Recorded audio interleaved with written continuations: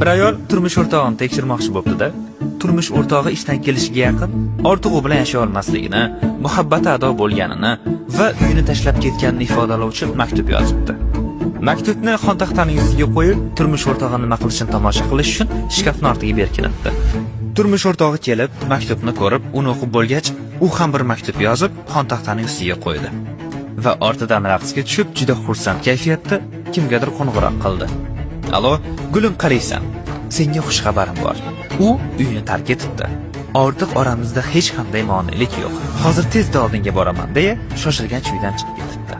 Shkafning ortiga yashiringan ayol juda ham mahzun, ko'zlaridan shashqator yoshlar oqizgancha tashqariga chiqdi va er yozgan maktubni o'qidi.